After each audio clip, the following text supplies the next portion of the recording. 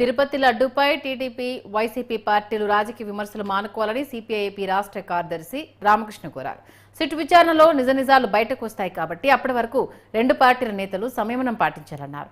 రాష్ట్రంలో ప్రభుత్వం ప్రతిపక్షం దృష్టి పెట్టాల్సిన సమస్యలు అనేకం ఉన్నప్పటికీ తిరుమల లడ్డూపై సమయం వృధా చేస్తున్నారని ఆరోపించారు. లడ్డు వివాదాస్పదమైన అంశంగా మారి మన రాష్ట్రంలోనే కాకుండా దేశవ్యాప్తంగా కూడా దీనిపైన చర్చ చేస్తూ ఉన్నారు. కానీ చర్చకు ఇంతటితో ఫుల్ స్టాప్ పెడితే బాగుంటుంది. ఎందుకంటే తిరుపతి లడ్డు విషయంలో కల్తీ జరిగిందని మీరు చెప్పారు. దానిపైన ప్రభుత్వం కూడా స్పందించి ముగ్గురు సీనియర్ ఐపీఎస్ అధికారులతో సిట్కి ఏర్పాటు చేశారు. కాబట్టి సిట్ ఏర్పాటు చేసిన తర్వాత వారు కూడా ఎంక్వైరీ చేస్తారు, ఇన్వెస్టిగేషన్ చేస్తారు.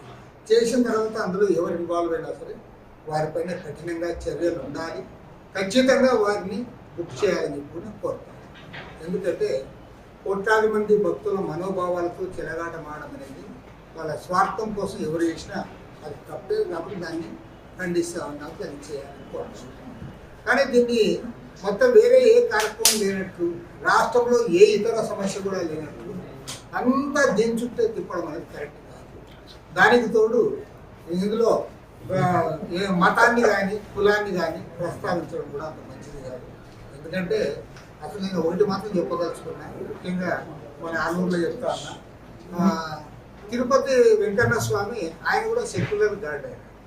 ఎందుకంటే ఆయన భార్య బీబీ నాంచారమ్మ అందరూ తెలుసు ముస్లిం, స్వామి ఏమో హిందువు.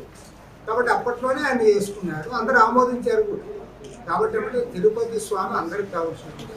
ఇంకోటి కూడా చెప్తాను, నేను కమ్యూనిస్ట్ అయినా కూడా చెప్తాను, తిరుపతి స్వామి అంత మంచోడు ఎక్కడ ఉంటాడు.